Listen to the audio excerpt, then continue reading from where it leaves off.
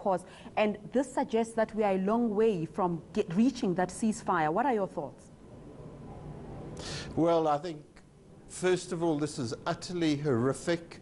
This is state terrorism in the most excessive sense, and the world must simply ensure that these murderous Israeli Defense Force troops and airmen and so on, and of course its Zionist government, are stopped in its tracks through, on the one hand, diplomatic pressure.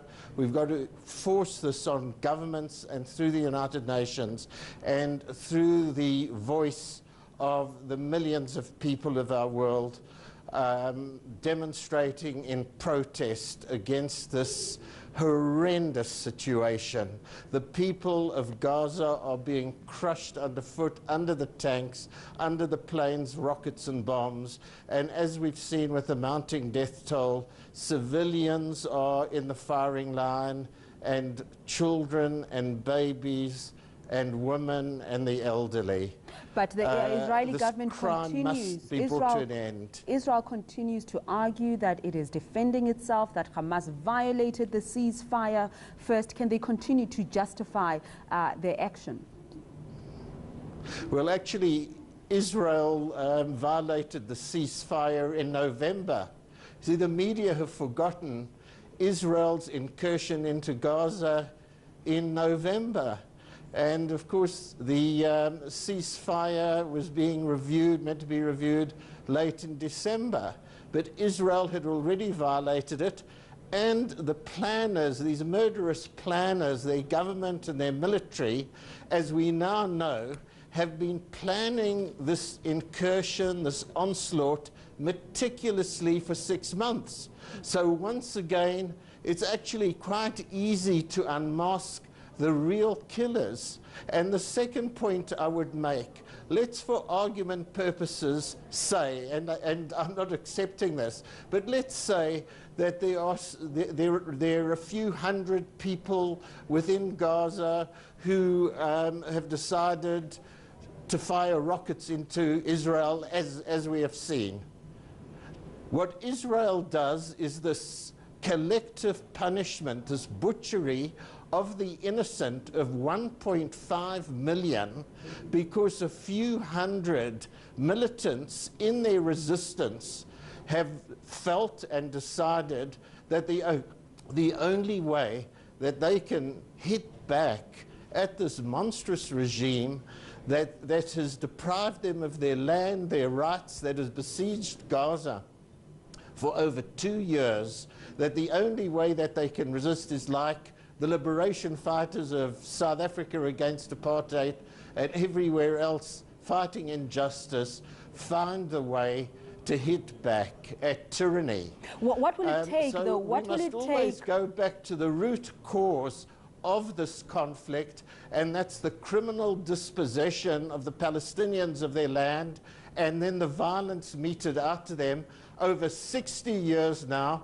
with one massacre, barbarity, atrocity after the other. What will it take now to bring? Fight back. What will it take now to bring a sense of calm? And I ask you this because there were clearly different expectations stemming from the ceasefire. Israel wanted a sense of calm. Hamas expected that the blockade will be lifted and that services will start coming in for the Palestinian people. That didn't happen. What will it take to take this process forward, given that it has reached catastrophic proportions, as I said earlier?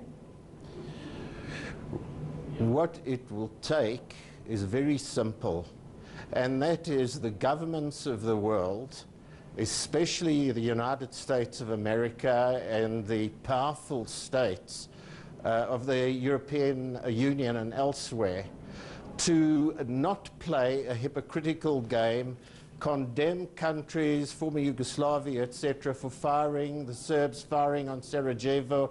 We can give one example after another, the issue of Zimbabwe, whatever, in the face of this absolute criminal attack on ordinary innocent people, to say to Tel Aviv, we will not allow you to continue. If the United States said that tonight, if Bush said that now, on the phone, the tanks and the bombers and the planes, etc., the firing would stop immediately. But he's not going to say that, given that the United States has on the basis of allowance from the West. But given that the United States has unequivocally blamed Hamas for the latest violence, they've said that any ceasefire would have to prevent Hamas from launching rockets. So it is clear where the United States stands. Given those sort of circumstances, what needs to happen now?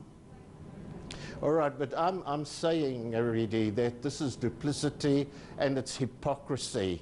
And they try to equate the Palestinian cause with that of Israeli Zionist oppression. And for me, Palestine Solidarity Committee of our country, civil society that have protested in our country, and people everywhere are saying, on the one hand, the diplomatic pressure on Israel, on the other, the protests in the streets backed up with full-scale boycott, divestment, sanctions against Israel. This is what stopped apartheid monster.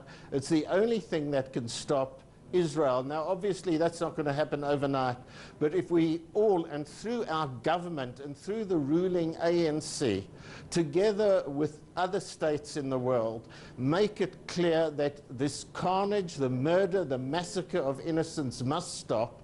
It's the example of the struggle against apartheid. That's what we in South Africans know from our own experience, and that's what we must drive home. Just very quickly, Mr. Kasrils, just very quickly. The United States that must call this. Just very quickly, do you think that a two-state solution is still possible under the circumstances? I think that's fast be disappearing, because Israel is not really prepared in any way for meaningful negotiations.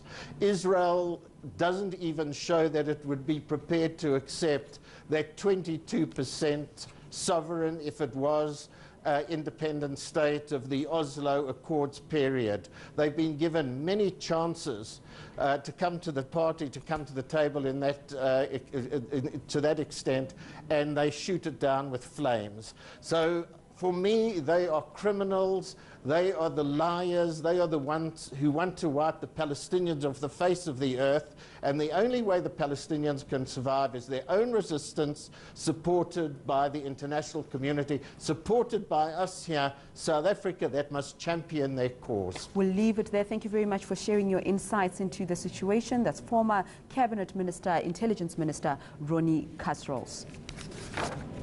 Now, after the break, Zimbabwe's opposition leader Morgan Tsvangirai goes into exile.